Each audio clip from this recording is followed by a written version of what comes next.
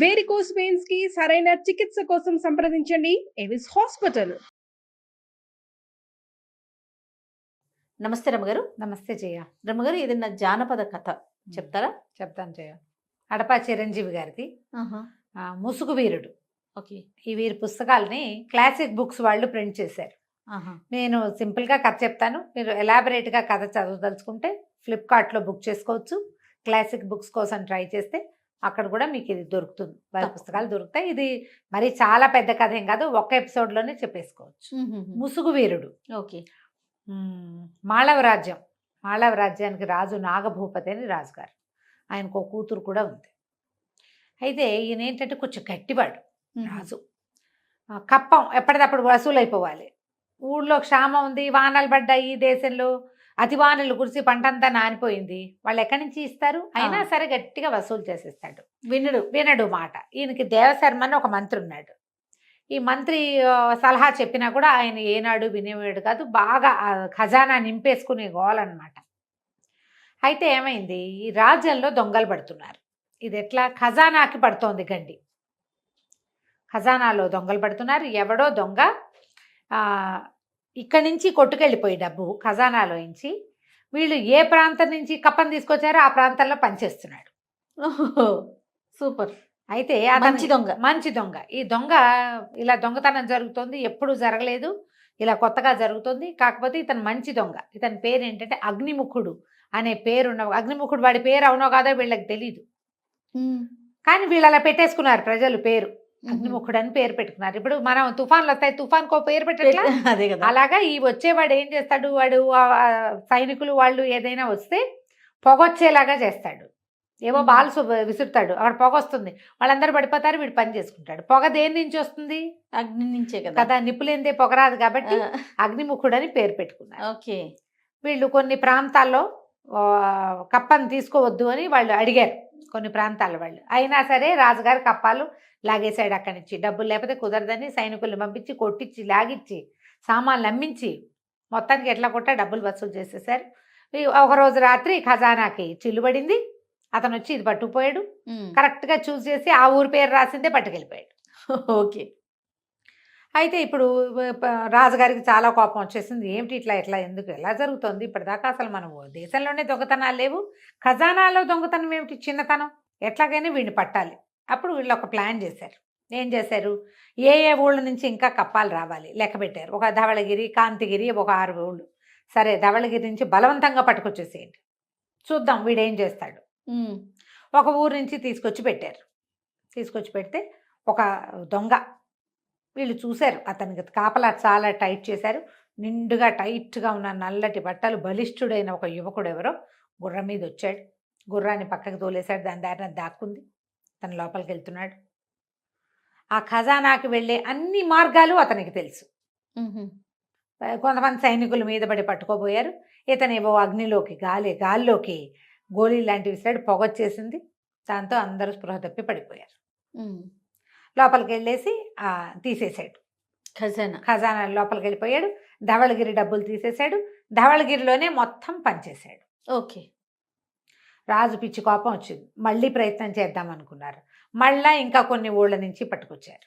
ఈసారి అబ్బాయి ఏం చేశాడు, ఈ కుర్రాడు ఒక పురాతనమైన దేవాలయం, ఆ దేవాలయంలో బోలెడు బొమ్మలు అవి కూడా రాస్తారు. కొన్ని బొమ్మలు పైకి కిందకి కదిపితే ఆ అమ్మవారి విగ్రహం వెనకాల ద్వారం తెరుచుకుంటుంది. అది కరెక్ట్గా ఖజానా దగ్గరికి వెళ్ళిపోతుంది. అక్కడికి వెళ్ళిపోతాడు. వెళ్ళిపోయి డబ్బు భుజాన్ని వేసుకుంటాడు. అంటే వీడికి లింక్స్ అన్ని తెలుసు, వాడికి తెలుసు. వాడికి ఎట్లా తెలుసు అనేది ఎవరికీ తెలియదు. పట్టుకొచ్చేస్తాడు. అయితే తిరిగి వస్తుంటే అతను అంతఃపురం వైపు నుంచి వస్తాడు. అంతఃపురంలో రాజకుమారి కూతురు మెలకుగా ఉంటుంది. అమ్మాయి, నువ్వు ఫలానా వాడివైనా దొంగవైనా అని కనుక్కుని నేను నిన్ను చూశాను, నాతో యుద్ధం చేసి గెలిచి వెళ్ళాలి నువ్వు ఇక్కడి నుంచి అని లాఘవంగా కత్తి తీసేసరికల్లా యువరాణి పేరు స్వప్నమాల. ఆ స్వప్నమాల ఇతను యుద్ధం చేస్తారు. ఆ వచ్చిన అగ్నిముఖుడు స్వప్నమాల ఇద్దరు యుద్ధం చేస్తారు. చివరికి స్వప్నమాల కత్తి వదిలిపెట్టేస్తుంది. అతను సంచి డబ్బుల మూట పుచ్చుకుని వెళ్ళిపోతాడు. కాకపోతే ముసుగు తీసేస్తాడు. ముసుగేసుకుని ఉన్నావని ఎక్కిరిస్తుంది. ముసుగు తీసేస్తాడు. ఒకళ్ళనొకళ్ళు చూసుకుంటారు. ఆ అమ్మాయికి 19 ఏళ్ళు ఉంటాయి, అతనికి ఒక 25 ఏళ్ల లోప వయసు ఉంటుంది. 25 ఏళ్ళు కూడా లేవు. ఆ ఏజ్లో ఉన్న వాళ్ళు ఒకళ్ళ సత్తా ఒకళ్ళు చూసేసరికల్లా సహజంగానే ఒకళ్ళ మీద ఒకళ్ళకి ఆసక్తి ఏర్పడుతుంది. వీడు దొంగ, దోపిడీకారుడు, ఇంత చక్కగా ఎలా ఉన్నాడు అనిపిస్తుంది ఆ అమ్మాయికి. ఈ అమ్మాయి ఇంత నాజుగ్గా ఉంది, చక్కగా నాజుగ్గా తెల్లగా పింగాణి బొమ్మలే ఉన్న అమ్మాయి ఎంత లాఘవంగా ఇంత బదులైన వాడిని కూడా ఓడించడానికి ప్రయత్నం చేస్తుంది. నా వల్ల కాదని భయపడకుండా ఆ అమ్మాయిలో ఉన్న లాఘవము సౌందర్యము అబ్బాయిని ఆకర్షిస్తుంది. మర్నాడు పొద్దున రాజు ఆశ్చర్యపోతాడు. ఎంత ప్రమాదం అమ్మా, ఎట్లా చేసావు ఈ పని నువ్వు అంటే, ఎవరు చూశారు నేను యుద్ధం చేయటం అంటూ.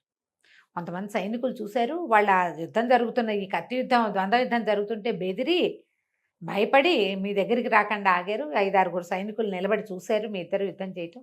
ఎంత ప్రమాదకరమైన పని చేసావు అంటే ఈ అమ్మాయి చెప్పింది, చాలా లాఘం ఉన్నవాడు అతను, చాలా గట్టివాడు యుద్ధంలో, కానీ మొహం చూసినా కూడా చూశానన్న హింట్ మాత్రం ఆ అమ్మాయి ఇవ్వల. అక్కడి నుంచి వెళ్ళిపోతాడు. ఆ కుర్రాడు కూడా డబ్బులు పుచ్చుకుని వెళ్ళిపోతాడు. ఆ ఊళ్ళల్లో పంచబడుతుంది డబ్బు అంతా. అయితే ఏమవుతుంది, ఇతను ఒక గుహలో ఉంటాడు అతని నివాసం. ఆ గుహ దగ్గరికి వెళ్ళేసరికల్లా అతని తండ్రి లేచి వస్తాడు. తండ్రి ఉంటాడు. తండ్రి మెచ్చుకుంటాడు అనమాట కొడుకుని. వీడి పేరు ఏంటంటే విక్రముడు. విక్రమ్, చాలా మంచి పని చేస్తున్నావు, ఇవన్నీ కరెక్ట్గా ఏ ఊరికి అందించాల్సిన డబ్బులు ఆ ఊరికి అందించేసావా అని మాట్లాడుతూ నీకు ఒక రహస్యం చెప్పాలి అని చెప్తాడు. ఏ లక్ష్యంతోటి నేను ఇక్కడ ఇంత చీకట్లో ఈ రకంగా నివసిస్తున్నానో ఆ లక్ష్యాన్ని నువ్వు తప్పకుండా నెరవేర్చగలవు నాయన. రుద్రసేనుడు ఆయన పేరు, ఈ విక్రమ్ వాళ్ళ నాన్న పేరు అని చెప్తే ఏమిటి రహస్యం ఏంటంటే, పూర్వం ఈ మాళవ రాజ్యానికి జయభూపతి అని ఒక రాజుగారు. ఓకే. పూర్వం ఈ మాళవ రాజ్యానికి చంద్రశేఖరుడు అనే ప్రభు ఉండేవాడు. నేను ఆయనకి అంగరక్షకుడిగా పనిచేసేవాడిని. ఆయనకు ఒక కుమారుడు ఉన్నాడు కీర్తివర్మని. నీకంటే ఒక 4 సంవత్సరాలు పెద్దవాడు. మహారాణి నిండు గర్భవతిగా ఉన్నప్పుడు ఈ నాగభూపతి ఇప్పుడు రాజుగా ఉన్న ఆయన దగ్గర సర్వసైన్యాధ్యక్షుడు. ఓహో.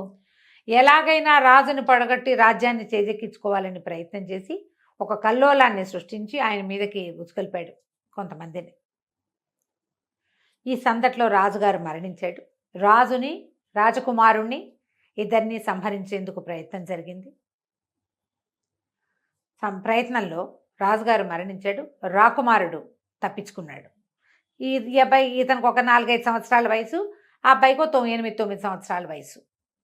నా కీర్తివర్మ 4 ఏళ్ళు పెద్దవాడు నీకంటే. యువరాణి మహారాణి కూడా గర్భాలసతోటి పారిపోయింది. ఆమె కని మరణించింది. ఆ శిశువుని ఒక చెలికత్తకి, ఒక పరిచారికకి అప్పచెప్పింది. నేను రాజుగారి వెంబడబడి ఈ సైనికులు వస్తుంటే ఆయన వెనకాల పడి నేను వెళ్ళాను. ఆయన మరణించి నా కొడుకుని రక్షించు, కూతురు సంతానం ఎవరు పుడతారో వాళ్ళని రక్షించు, రాజ్యం జాగ్రత్త అని నాకు అప్పచెప్పి ఆయన మరణించాడు. నేను తిరిగి వచ్చే లోపల మీ అమ్మని చంపేసి నిన్ను కూడా చంపడానికి ప్రయత్నం చేశారు. ఇన్ని జరిగిపోయినాయి అన్నమాట. రాజుకి బాగా సన్నిహితుడైన రుద్రసేనుడి తాలూకు భార్యని పిల్లాన్ని కూడా చేసేశారు. అయితే ఇప్పుడు మంత్రిగా ఉన్న ఈయనే ఏదో వారి శర్మ, ఏం శర్మ ఆయన పేరు, దేవశర్మ గారు. ఆయన ఏం చేశాడంటే, మీ అమ్మ చనిపోయినా నిన్ను తప్పించి దాచిపెట్టాడు. మంచి ఆయన. నేను తిరిగి వచ్చాక పిల్లవాడిని నిన్ను నాకు అప్పచెప్పాడు. నేనేమో ఈ కీర్తివర్మని తప్పించాను. ఈ తప్పించిన కీర్తివర్మని రత్నాల వ్యాపారి, నాకు పురాతన స్నేహితుడైన ఒక ఆయన దగ్గర పిల్లవాడిని అప్పచెప్పారు. రాచ విద్యలు నేర్చుకుంటూ ఆయన దగ్గర పెరుగుతున్నాడు, ఆయన దగ్గరే ఉన్నాడు. అయితే కుర్రాడు అడిగాడు, యువరాణి మరి మహారాణి ప్రసవించింది కదా, ఏం శిశువు కలిగిందంటే ఆడ శిశువే కలిగింది. మరి అమ్మాయి ఎక్కడుంది అన్నాడు. ఎక్కడో ఉంది, అది రహస్యం, ఇప్పుడు నేను నీకు చెప్పను అన్నాడు. శిశువు ఉంది, నీకు చెప్పను, కీర్తివర్మని మాత్రం మనం కలుద్దాం. అక్కడి నుంచి కొద్ది రోజులకి ఇలాగే హడావిడిగా నడుస్తూనే ఉంది. వాళ్ళు కప్పాలు వసూలు చేస్తున్నారు, ఈ అబ్బాయి ఏమో వెళ్ళి వాటి పట్టుకొచ్చేస్తున్నాడు. ఏ రకంగా అయినా సరే తప్పించేసుకుంటాడు. దొరకడు. వాడికి వచ్చిన విద్యలు అన్నీ అదేదో మంత్ర విద్య వచ్చు, కనపడినట్టే కనపడతాడు, మాయమైపోతాడు. ఓకే. ఇలాగే చెప్పుకుంటున్నారు. సరే, కీర్తివర్మ, వజ్రాల వ్యాపారి ఈయన స్నేహితుడు, తర్వాత రుద్రసేనుడు, విక్రముడు నలుగురు కలిసి కూర్చుని మాట్లాడుకుని మన రాజ్యాన్ని మనం వెనక్కి తీసుకోవటం ఎట్లా. కీర్తిసేనుడు అన్నాడు, నేను ఎప్పుడే నాగభూపతిని సంహరిస్తానంటే అదంత సులువు కాదు. నిదానంగా ఇప్పుడు మన ఎంతమంది ఉన్నారో ప్రజల్లో, మన వైపు ఎంతమంది ఉన్నారు. పాత రాజు మీద ఆకాంక్ష ఉన్నవాళ్ళు, యువరాజు బతికే ఉన్నాడా లేడా అని దిగులు పడేవాళ్ళు చాలా ఉంటుంది. ఉంటారు ఖచ్చితంగా. ఉంటారు. ఉంటారు. పాత రాజుకి ఆంతరంగికులు ఉంటారు, విశ్వాసపాత్రులు ఉంటారు, నమ్మకస్తులు ఉంటారు బొళ్ళత మంది. వీళ్ళలో ఇప్పుడు ఈ ఉన్న సైన్యంలో, తర్వాత ఉన్న అధికారుల్లో మన వాళ్ళు ఎంతమందో ఒకళ్ళతో మాట్లాడుకుని వాళ్ళందరినీ మెల్లిగా మన వైపు తిప్పుకుంటే అప్పుడు తక్కువ సైన్యంతో మనం నాగభూపతిని జయించవచ్చు. ఓ అయితే ఇప్పుడు సరే మాట్లాడుకున్న తర్వాత ఎవరి దారిని వాళ్ళు డిస్పర్స్ అయిపోతారు. ఈ విక్రముడు, ఈ అగ్నిముఖుడు పేరున్న విక్రముడు అప్పుడప్పుడు అంతఃపురంలోకి వెళ్ళొస్తూనే ఉన్నాడు యువరాణి కోసం. వీళ్ళిద్దరు కలుసుకోవడం, కబుర్లు చెప్పుకోవడం వచ్చేసింది బాగా. అయితే ఒక గూఢచారి ఒకడు చూసి యువరాణి ఈ అబ్బాయి కలుసుకుంటున్నారు అనే సంగతి రాజుకు అప్పచెప్పేశారు. రాజుకు అప్పచెప్పి యువరాణి కోసం వచ్చినప్పుడే ఏదైనా గట్టిగా పట్టేసుకుందాం అనుకున్నారు, పట్టుకోవాలనుకున్నారు. వీళ్ళ ప్లాన్ కూడా దానికి తగినట్టుగానే ఉంది. సరే కొద్ది రోజులు గడిచేశారు కల్లా ఒకనాటి రాత్రి యువరాణిని కలవడానికి ఇతను వస్తే అంతఃపురం 4 పక్కల బంధించేసి ఏ పక్క నుంచి పోతుటే కూడా బయటికి వెళ్ళనివ్వకుండా చేసేసి పట్టేశారు. పట్టేసి రాజ్యసభకి తీసుకొచ్చారు. రాజ్యసభకి తీసుకొస్తే సరే సభలో నుంచోబెట్టారు. మరణశిక్ష వేస్తానంటాడు అతను రాజు. తల్లి బతిమలాడుతుంది కూతురు, నేను ప్రేమిస్తున్నాను ఇతన్ని, దొంగతనం చేశాడు కానీ సొంతానికి వాడుకోలేదు, ఎక్కడికక్కడ పంచిపెట్టాడు, నువ్వే ఎందుకు ఆ పని చేయలేదు, ప్రజలకు ఇబ్బందులు, నువ్వెందుకు కప్ప వదిలిపెట్లా, అదంతా రాజకీయం, నువ్వు మాట్లాడద్దంటాడు తండ్రి. రాజకీయం పనికి ఒక పద్ధతి ఉంటుంది, మా పద్ధతి ప్రకారం మేము చేస్తానికి నువ్వు చెప్పొద్దంటాడు. ఈ పిల్ల బతిమలాడుకుంటుంది, తల్లిని తెగ బతిమలాడినా తల్లి ఏమీ చెప్పలేకపోతుంది. మరణశిక్ష ఖరారు. సరే మరణశిక్ష వేస్తామన్నారు. అన్నాక ఇతని మధ్యలో నుంచోబెట్టేసరికల్లా ఒక రకమైన టెన్స్ డెవలప్ అయింది. ఈ అగ్నిముఖుడి మీద రాజకుమార్తెతోటి కలుస్తున్నాడు, చేస్తున్నాడు అనేది ఒక చెడ్డ పేరుంది. కానీ వీడికి ఎంత మంచి పేరుంది ప్రజల్లో. అందరికి కొంతకాలంగా వాడు ప్రతి ఊళ్ళోనూ ఆరాధ్య దైవంగా ఉన్నాడు అతను. అంతే, ప్రతి ఊళ్ళోనూ ఈ కప్పం కట్టలేక బాధపడే ప్రతి వాడికి వీడే కల్పవృక్షం. అంతే. ఎవరికి సంతోషంగా ఉంటుంది? యువరాణి అంతఃపురంలోకి జొరబడ్డాడు అనగానే ఒక టెంపర్, మన ఆడపిల్లల మీదకి వచ్చారంటే ఒక కోపం రావాలి సహజంగా. ఇక్కడ అట్లా రావటల్లా. అందరికి ఒక సాఫ్ట్ కార్నర్, ఒక సాఫ్ట్ కార్నరే ఉంటుంది ప్రతి వాళ్ళకి. కొంతమంది అతని పక్షం వహించుతున్నారు కానీ ఇక్కడ ఏం అవటం లేదు. దాంతో రాజేమన్నాడు, గట్టిగా ఘోషణ చేశాడు, నువ్వు నా డబ్బుని నువ్వు పంచిపెట్టి, నీ డబ్బు ఎట్లా అవుతుంది అంటాడు ఈ అబ్బాయి. శిస్తు కదా, శిస్తు అది. నీ అంతటి నువ్వు వదిలిపెట్టవలసిన డబ్బు నువ్వు వదలకుండా తీసుకొచ్చావు. నువ్వు డబ్బంతా లోపల దాచుకుంటే నువ్వు ఇంకా రాజ్యం చేసేదేమిటి? అది నువ్వు సంపాదించింది కాదు, వాళ్ళు కష్టపడింది. డబ్బును అందుకు పంచిపెట్టాను, అయినా నువ్వు నాకు శిక్ష వేసేదేం లేదు, నన్ను ఎవరు పట్టుకోలేదు, నేనే పట్టుబడ్డాను అనేసరికి రాజు ఆశ్చర్యపడ్డాడు. నువ్వు పట్టుబడ్డం ఏంటి? మేము ఇంత ప్రయత్నం చేస్తాను, ఏమీ ప్రయత్నం చేయలేదు, మీ ప్రయత్నం అంతా నేను చేయించింది, నేను ఒప్పుకున్నాను కాబట్టి అని ఈ గొలుసులు వేసి పట్టుకున్నారు. ఆ గొలుసులు చేతపుచ్చుకుని దగ్గరికి లాగితే గట్టిగా లాగేశాడు. అటు ఇటు నిలబడిన సైనికులు ఒకళ్ళకొకళ్ళు గుద్దుకుని గొలుసులు వదిలిపోయినాయి. అయ్యో, ఆ కింద పడిపోయిన సైనికులు పైకి లేచేసరికల్లా ఒక 5-6 సైనికులు వాళ్ళ కత్తులు అడ్డం పెట్టేశారు. రాజుకు అర్థం కాల, మన సైనికులకి కత్తులు చూపిస్తున్నారేమిటి? అక్కడ వేరే ఎవడూ లేడు, ఉన్నదంతా వీళ్ళదే రాజ్యం. అదేగా, వీళ్ళ రాజ్యంలోనే వీళ్ళ సైనికులే అగ్నిముఖుడిని పట్టుకున్న వాళ్ళని ఆపేందుకు ఒక 12 మంది తయారయ్యారు. ఏం జరుగుతుంది ఇక్కడ అని పెద్ద కేకలు పెట్టాడు, పెద్దగా అరిచాడు. ఏం జరుగుతుందంటే దేవశర్మ కూడా అర్థం కావట్లేదు. ఆయన మంచివాడే మంత్రిగా, కానీ భయస్థుడు సహజంగా. అది ఆయన ఏం చేశాడు, రాకుమార్తెని డెలివరీ అవుతున్న మహారాణి పారిపోయేందుకు సహాయం చేశాడు. అవును.